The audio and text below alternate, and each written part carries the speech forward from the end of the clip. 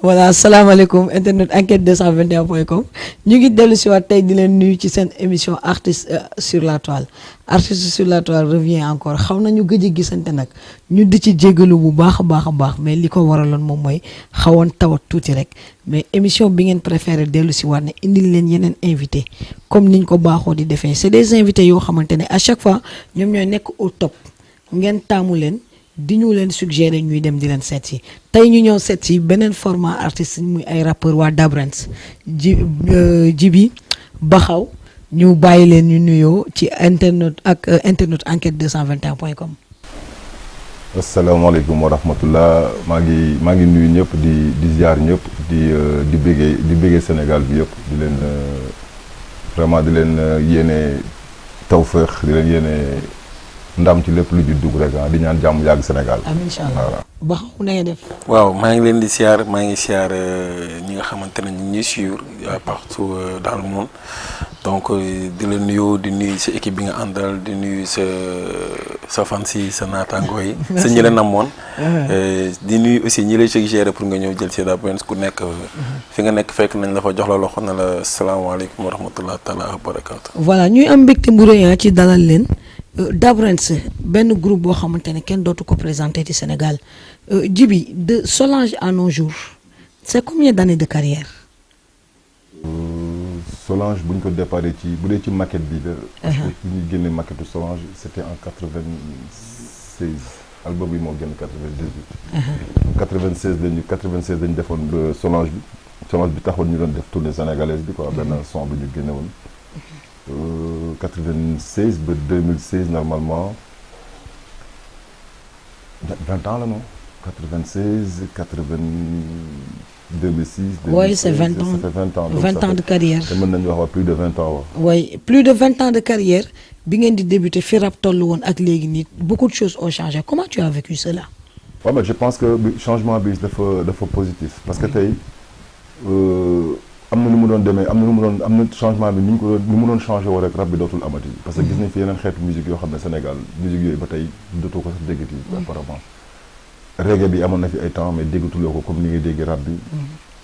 salsa bi amoon na fi ay jamono mais déggatuloo ko comme ni ngay déggee ba tey rap bi donc Sénégal benn musique kese fi nekkoon téye fi taxaw muy mbalax donc bi rap bi ñëwee ba tey mi ngi hip hop bi mi ngi fi ba tey jugu fi quoi donc yeneen musique yi mu fi fekk yëpp dafa buwoon ak ñoom ba tey mu taxaw jël position génération bu njëkk bi ñëw œuvre génération yi ci deuxième génération bi ñëw maintenir trois ba tey nga gis ne booy ñi ngi maintenir di téye drapeau hip hop ba tey waaw. effectivement Bakhaw est-ce que c'est pas parce que vous avez essayé génération bu ñëw wala fu musique toll ngeen jéem a adapté wu par rapport ak situation boobu. en fait c'est pas question de génération bu ñëw je pense que tey àdduna day dox. te jamono la te jamono bi dox da ngay ànd ak moom. Dabrens ñun dañ nekk groupe boo xamante ne à chaque fois yàlla dafay def ne que gars yi dañu naan génération bu ñëw ngeen ànd ak moom. ah oui en fait mais je pense que génération yi ñoo ñuy dab ñun. voilà parce que ñu ngi continuer suñu train de vie et puis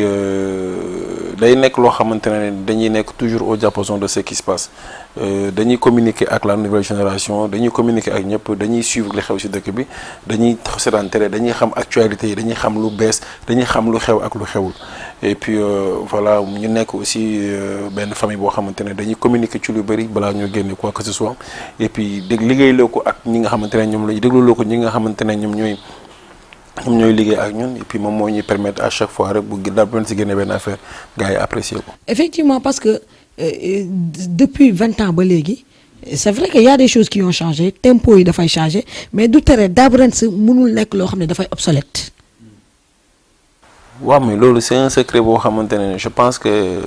comme ni koy Djiby di faral di waxee rek ñun dañuy def li nga xamante ne dañuy yaakaar mu am ci lu positif après nag suite bi yàlla moom moo koy def. yàlla mooy def loolu ci doomu aadama yàlla moom mooy xool doomu aadama xool fu mu ko nu mu ko neexee am lu mu def ci moom bu ne tey lay arrêté parce que bu ñuy commencé y avait pas connu am na groupe yoo xamante ne ils étaient beaucoup plus talentueux que Dabrens mais malheureusement peut-être déggatoo leen yàlla mooy def nag ñun lu ñu génne mu neex doomu aadama yi dañ ci dolli sant yàlla. effectivement Djiby tey bu ñu gisee Djiby Dabrens 20 ans après ni ma ko waxee Bakhaw que groupe bi obsolétul fan yi gis nañ la nga def benn freestyle ci benn émission bu ñu leen invité on sent ba tey Dabrène bi nga xam ne moom moo commencé woon 20 ans avant. waaw mais xam nga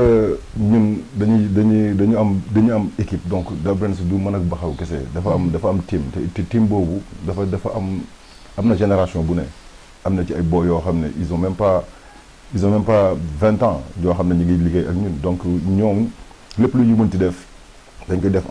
en famille comme li mu wax. am na ñu ngi liggéey ak ay boy dev ay co-turpin ay boy yu ndaw lañu yoo xam ne dañuy tolloog jamono bi nga xam ne ñoom ñoo fi nekk actuellement donc ñoom tamit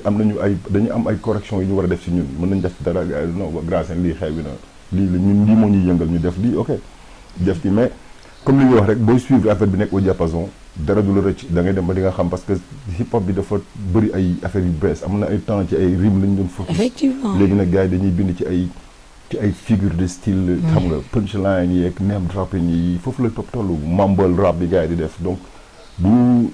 fekkee da nga koy suivre da nga xam exactement te boo xasee ba am base bi leneen lu ñëw day yomb ci yow. Et on a su aussi que ni la plume de Djiby n'a pas vieilli. ah non bi xalima du màgget c'est que bit day jeex. mais xalima moom tant que yaa ngi càpp ci daal yaa ngi bind. ah parce que bind nga nag de dans ce freestyle bi moom genre tout le monde était ébahi. ah mais non dañ li si gën a nice moom mooy dafa amoon beaucoup de génération yoo xam ne dafa dégradé yoo leen ko bokk. si en fait Simon moo ma invité woon rek. donc ñu doon mu nekkoon foo prévoir ma woon sax loolu donc bi ma invité te Simon comme Simon sunu nit la donc mu invité ma. dernier mois la ko wax sax ma bàyyi li ma doon def yëpp bi mooy maa ngi yëre bool bi di lekk ak ci paa ak mère bi donc ma arrêté li may lekk dem bàyyi ma dem moo gën a rafet parce que comme si moom vraiment il a insisté à ce que ma teewu donc bu ma ñëwee ñu toog def émission bu nice après fin bi taal leen freestyle man leen non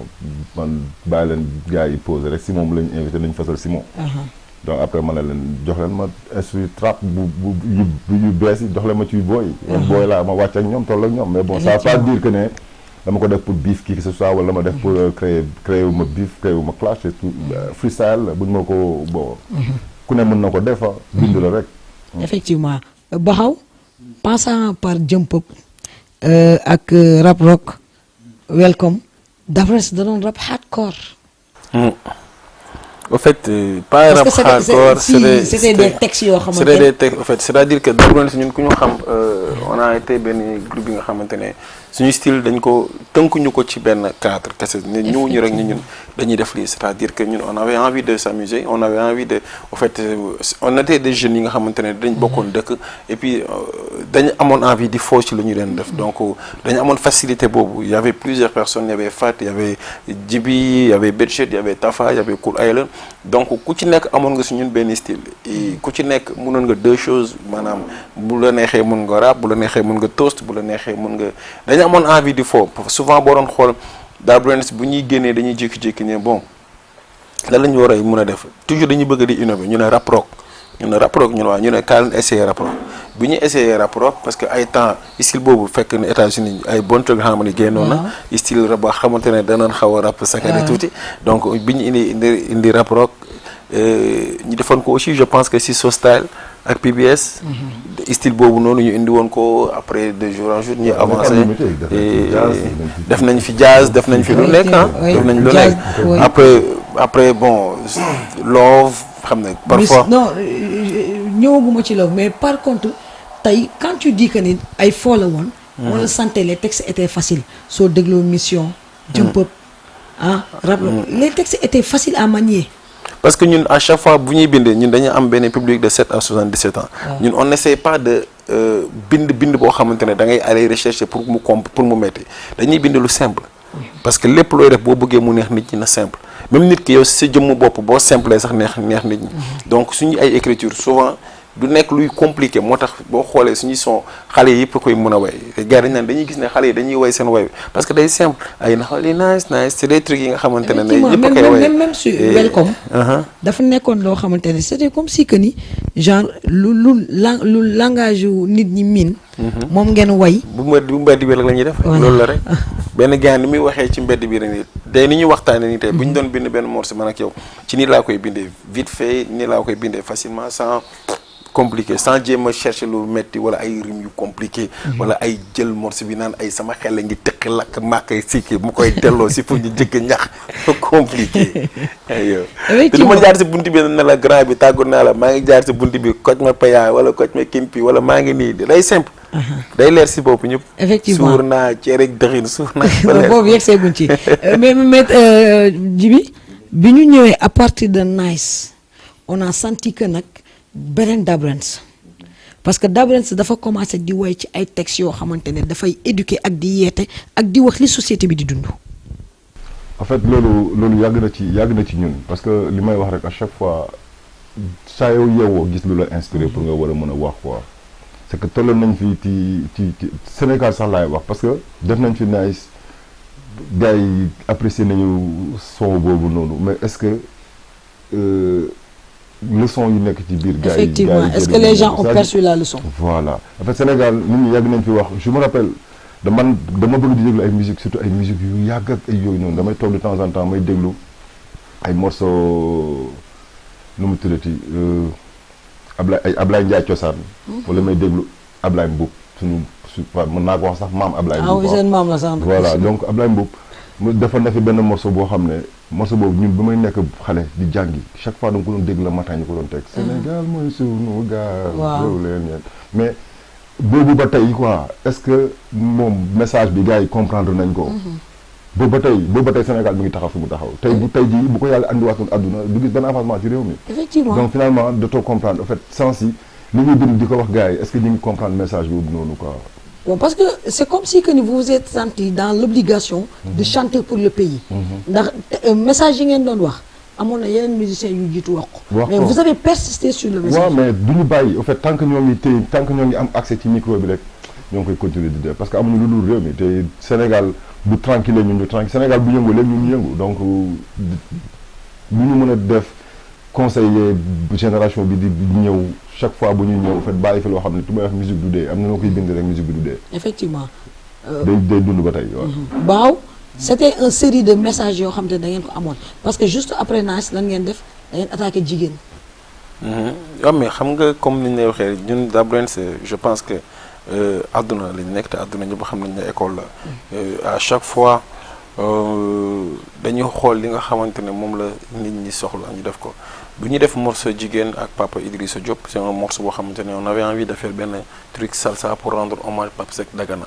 qui était un très grand musicien mais malheureusement quand même pour moom Sénégal bu Pape Seck Dagana génnee àdduna ba léegi déggoo dara ay affaire u Pape Seck Dagana même sa famille xamoo seen condition lañ nekk et pourtant c'est un vieux bi nga xamante ni il a beaucoup fait pour la musique sénégalaise donc ñun ñu amoon envie rendre ko hommage d'autant plus que bu ñu xoolee ci ay liens peut-être suñu maam la parce que ñun aussi on est de Dagana ak Daara Jolof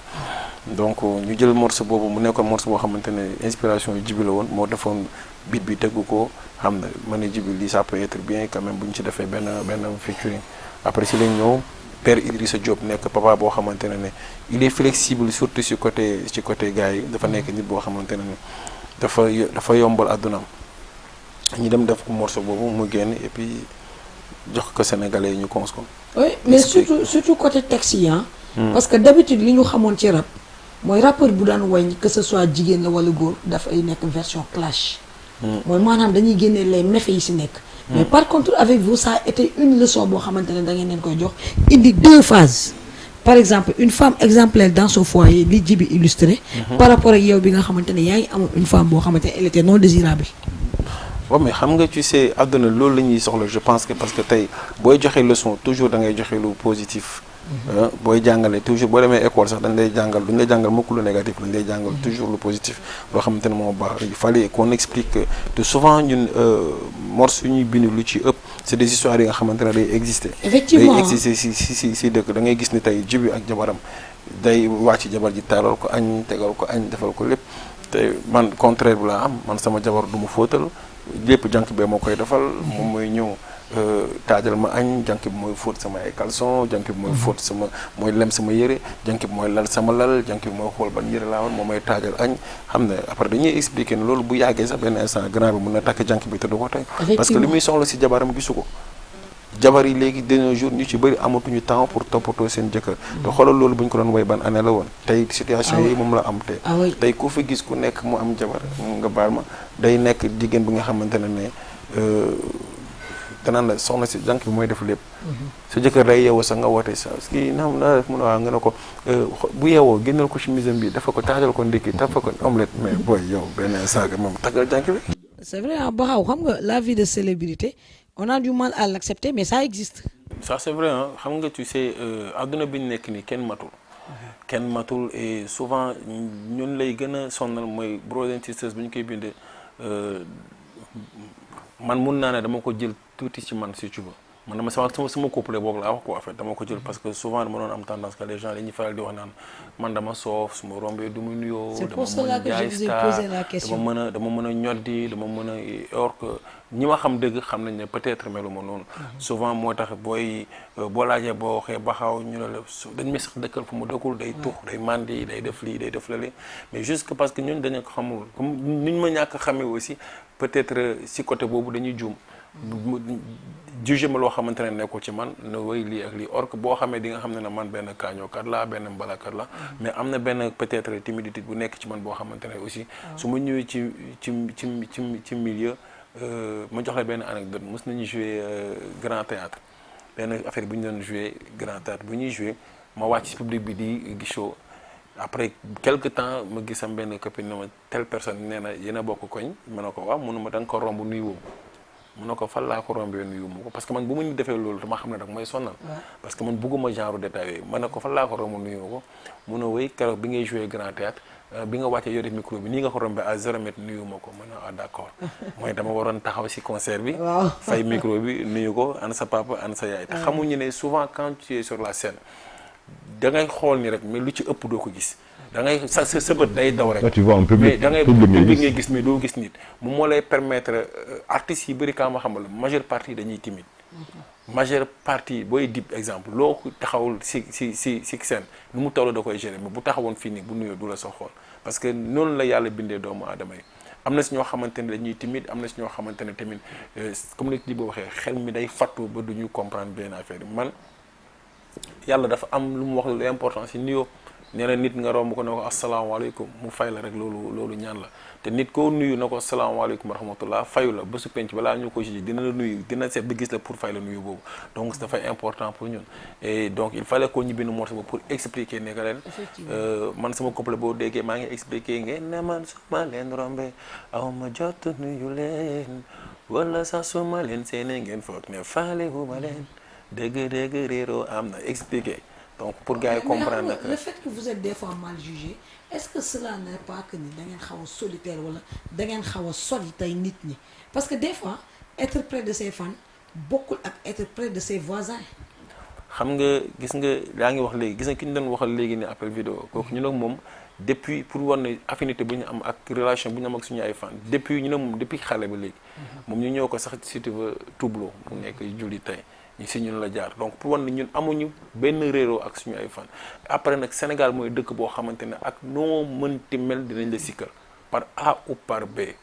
noo mënti mel dinañ la sikkal nga bëgg ko dinañ la sikkal nga bañ ko dinañ la sikkal loolu nag dañ koy nangu. effectivement bon mais Djiby il fut un temps Sénégal fii loo way ta wayoo mbëggeel wayoo loolu moom moo tax que ngeen jël love bi indi ko pour que aussi tamit ngeen dugg ci mouvance boobu. non ñun bu ñuy wëy ci affaire de Solange lan la Solange c'était en 96 pourtant. mais c'est pas pareil ak love bi. love bi muy ñëw love bi da ngeen ñëw ak beneen waaw mais love bi bu ñu koy génnee instant boobu noonu est-ce que gars yi ñu ngi woon c'est que xam nga dañ tàmm topp ci benn mouvement di dem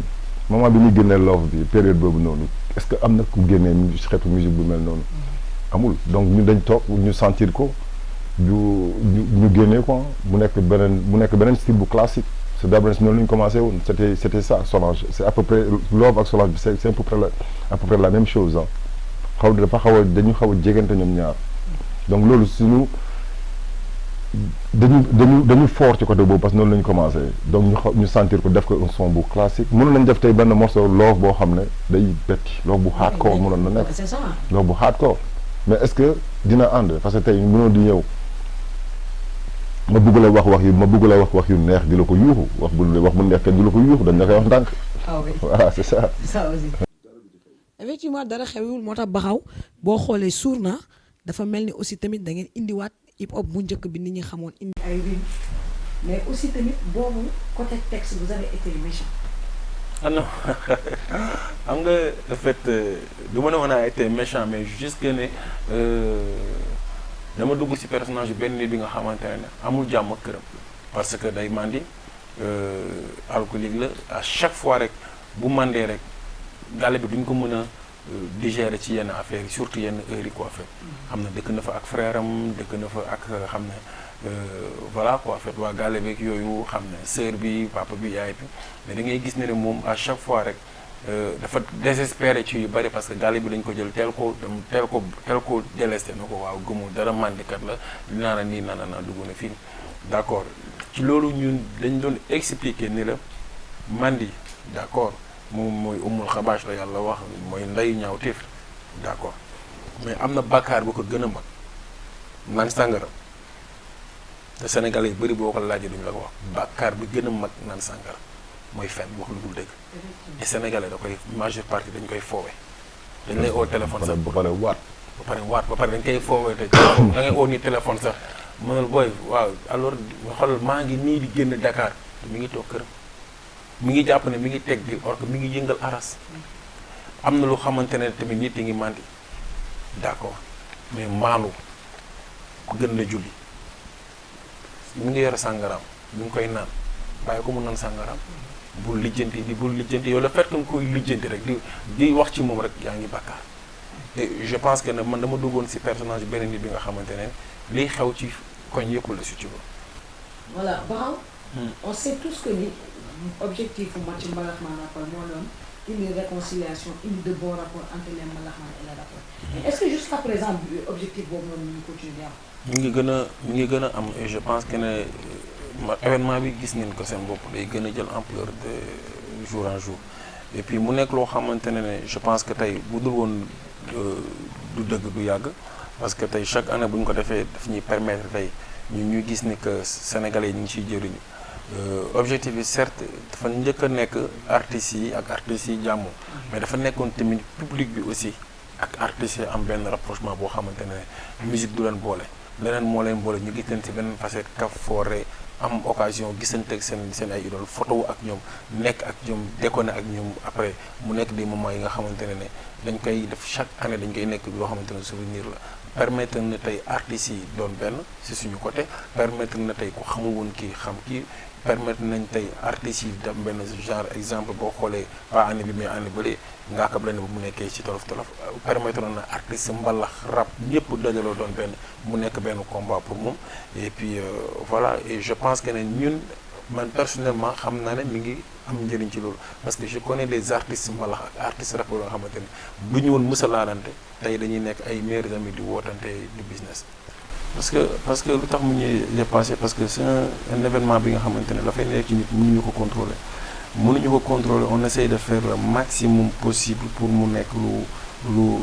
luy jeex ci jàmm parce que d'habitude stade Demba Diop lañ ko doon def stade Demba Diop y a plus de 25 000 places daan fees bañ tëj bunt bi nga ñëw stade Alassane Djigo y a plus de xawma 7 000 places da ngay comprendre ñëppay bëgg a dugg donc moo tax dañuy bëgg mu baax dañuy bëgg mu normal mais malheureusement toujours day am nu ñuy déborder surtout yéen côté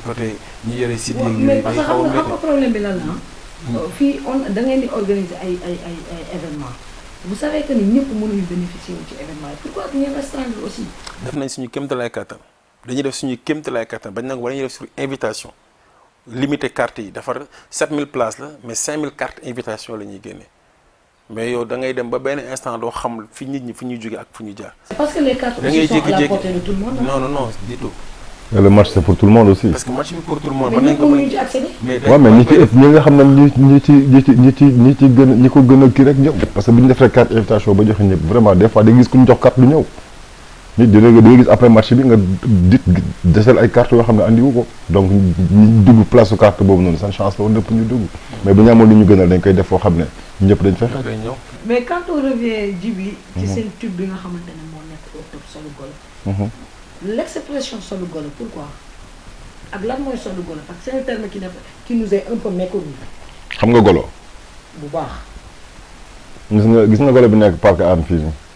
waaw. gis nga bu ko gars yi ñëwee naan ko ay golo feccal ñu. la moo tax muy fecc parce que dafa am li ñu koy dig. si nga ko joxee est-ce que si nga ko joxee day wane ginnaaw demee noonu. da nga koy wane ko gis nga jikkoy golo lu mel. donc loolu mooy solu golo en fait nit da nga ni mën naa nekk ak yow tey nii ñuy toog di ànd lu ñu am bokk ko ma jékki-jékki am coup bu rëy solu golo ci changé sans changé génne beneen jikko nga ñëw di kii ma naan tax sooy kii dafa mën a dafa sob quoi lu nekk may yàq la ko parce que dafa am lu mel donc solu golo c'est à peu près loolu la quoi mooy changer yére rapidement. sol jikkoy golo en fait doo ko jëlee au sens propre solu golo moom mooy jékki-jékki génne changer comportement andi jikkoy golo. andi jikko boo xamante ne souvent gars yi dañ koy foowee ne la booy temps da nga solu golo quoi da nga génne beneen jikko. da nga génne beneen jikko. voilà da nga andi leneen. léegi nag jikko boo génnee nag yaa xam ban jikko ngay génnee tey mun nga génnee jikko boo xamante ne li ngay wax lépp doo ko def. comme mun nga génnee jikko boo xamante ne façon de parler la quoi. ay xarit yu bees nga am. wala mais man dama gis ni Dabo Nessé dafay def clash déguisé. ba ñun dañu am lu ñu ragal ragaluñ dara bu ñu amee lu ñu war a wax dañ koy wax ñun bu ñuy wax ak nguuru PS loolu c'était en 96 bi ñu leen di attaqué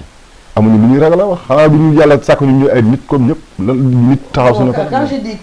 clash déguisé. mooy genre da ngeen dal 3 types d'artistes. waaw mais ak suñu bopp waaw boole ko ci muy kat kon kay lan la ñuy tiit. parce que di ngeen ko débuté genre ci wax jikko nit ñi par exemple dans les réseaux sociaux tey nit ñi calamité bi ñu nekkee ci société bi. mais après fi ngeen mujjee moom mooy jikko artiste. ok yow ñun li ñu wax yow en tant que sénégalaise li ñu wax gis nga ko wala gisoo ko. ah bien sûr. kon kay baax na moo tax clash déguisé la. kon kay baax na non clash yu ñu parce que on a cité wuñu tur. waxuñu benn nom propre fii mais wax nañu ay nom ko ay wax nañ ñoom commun xam nga ne rappeurs yi wax nañ ci ñoom mbër yi wax nañ ci ñoom footballeurs yi wax nañ ci ñoom donc amuñu mais ça veut pas dire que ne rappeurs yëpp ñoo mel noonu wala footballeurs yëpp ñoo mel noonu wala mbër yëpp ñoo mel noonu mais la plupart de ñuy visité ñëpp ñu ci bëri ñu gaaw solo golo. dafa am clash ak wax dëgg tey mun naa la clash maanaam mun naa la xool fi nga nekk wax la lu lay metti clash la wax la lu lay déranger. wax lu négatif wax lu bon xas la wax ay secret ci yow clash la dal ci yow mooy clash naa la dal naa ci yow mais bokkul ak koo xamante ne da lay tiim ne la booy mën la dama lay wax dëgg bàyyil sàngara bi bàyyil xale yi jigéen ñi wàññil sa gàllaaj bàyyil sàcc bi bàyyil agresseur bi bàyyil li ngay def bàyyil di agressé bàyyil di fen bàyyil di lii kooku da la wax dëgg kooku clashu la dafa mel ni tey nit bu la tiim taxaw na la sama xarit nga mën na la booy bu doon sama sago si jukko bi nga waree dem nga kër diw fekk fa jabaram nekk nga bëgg a sàkku jabaram bàyyil jikko boobu bu dee da nga feebar nañ kooku dalay wax dëgg ak bokku la koo xamante ne dalay xamal dëgg téye ko pour yow yàq la ñun dëgg la ñu wax dëgg bi moom mooy mbër lu tax nga mën a fàtte démb yaay booy koo defal lu baax mu war la fii dañuy ñàkk jàmm yàlla ku ci am fàtte démb baado la nga bëgg naa xam lu fi jar ngay yëkkati mbagg di ñot di star voiture tente yoroo dërëm sa mbay mbayaan teg dil fay luwaas këram mbalax maa ne si seen biir dëkkee xërëm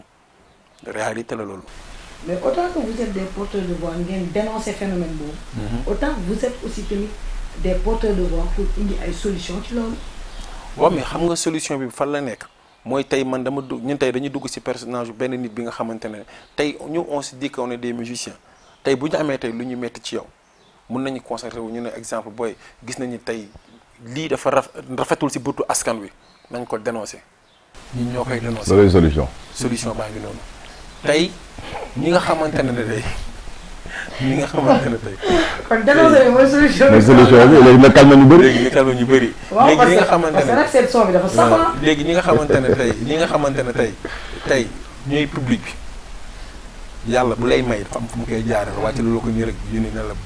nga jël benn kii mu ne la taal sa téléphone nga taal sa téléphone nga ne vous avez reçu un message du borom bi may na la lii déedéet dafa am si ñu mu koy jaarale. tey fii artiste bi fi taxaw. dégg nga message bi de reçu un message du borom bi. dafa neex loolu après la koy gars yi di comprendre. vous avez reçu un message du borom bi parce que gars amul demeewul noonu. dafa am fu mu koy jaarale. jaarale moom mooy dalay may mbooloo. mbooloo boobu jëlay jaarale ñooñu di lay topp souvent dina si am koo xamante ne dina am lu ko metti ci yow def nga ko lu ko metti xamul fan la koy jooyee xamul fan la koy waxee boo xoolee vidéo bi 99,5 si commentaire yëpp dafa positif. ah bien sûr parce que dañuy gis ne ñun dañu solu benn gaañ bi nga xamante ne dafa fan benn baxaaw wala dafa fan benn jibi wala dafa fan benn nit dof wala dafa fan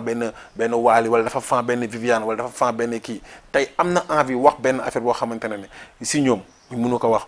artistes yi souvent di ngay gis ñu am comportement boo xamante ne si vis-à-vis ak seen fans du yoon fans yi parfois ñu gis benn gain bu mel ni ba xaw barde ci moom defal ko lu ne du ànd ak sagom bu koy def da koy def parce que da ko bëgg te yàlla rek tax yow bu sa xel nekkee boo nekkee benn complexe wala benn kii nga gis benn xale bu ñëw gaari oto am dagg bu normal boo xamante ne kii mu wër ko ne am na jëkkër boo ne ko woon dama bëgg a egg ci yow da koy nangu def parce que dala gëmewul loolu quoi. loolay golo nag. loolay golo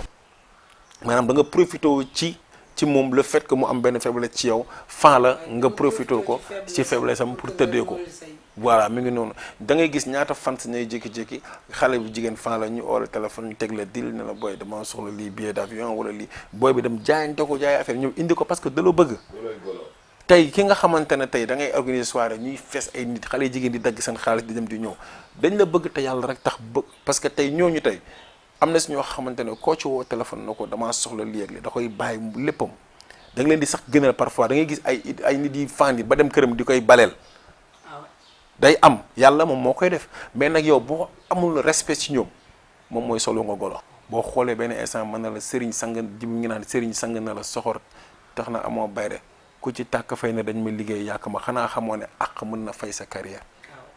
artistes yu bëri star yu bëri ñu fay du lenn àq rek moo leen jàpp àq moo leen fay. à quand une maison de production d'Abrams. loolu am na depuis ñu moo ko géré. en fait ñi ngi def ay production ñi ngi produire ñi ngi waajal benn ñi ngi am na sax ku ñuy waajal génne fan yi nii. dafa existé bu yàgg te nit ñi yëguñu ko. Abrams production. Abrams production. ay musique rek ay événements yu bëri. ay concert ay affaires humanitaires yu bëri. Abrams n'a pas l'habitude de communiquer. waaye yàlla communiqué ñu rek. ndax dafa ñu ngi gis xam nga léegi kenn toog di jot message. dafa ñu ngi reçu de borom bi. waaw vous avez reçu un message du borom bi. non xam nga problème moom mooy tey ñun bu ñuy def si yenn affaires yi duñ soxla communication parce que am na yoo xamante ne dañuy bëgg mu nekk si sutura parce que du lépp ngay def loo xamante ne da nga ko war a. mais ñoo ngi ñëw benn production benn boy naara pi ñu ngi pare na et tout ça ñu ngi ci phase finale bi nii léegi mu génn incha allah dinañ xam ndax dañuy produire wala produire ñu. ok ñu leen di jaajëfal. jaay ba fi la ëpp ñu ngi leen di jaajëfal bu baax yéen aussi. au cas où. ñaanal ñu yàlla ñu recevoir un message du borom bi. recevoir ngeen message du borom parce que recevoir message du borom bi moo tax nga toog fii tey di wax ak ñun am benn technique de communication boo xamante ne c'est formidable nga am ay recherche def ko da nga yor fa mel ni yow Abrams nga bokk te xamoo ko. non dama yàgg suivre Abrams. non da nga bokk Abrams léegi da ngay bokk sax. incha allah. voilà Artistes sur la Toile ak Abrams ñu am mbégte bu rëy ñëw fii seet ci Djiby Bakhaw seqal ñoom waxtaan bu am solo yi ñu leen di dimbali ci beneen numéro Artistes sur la Toile ci enquête 221.com ak yeneen artistes merci beaucoup.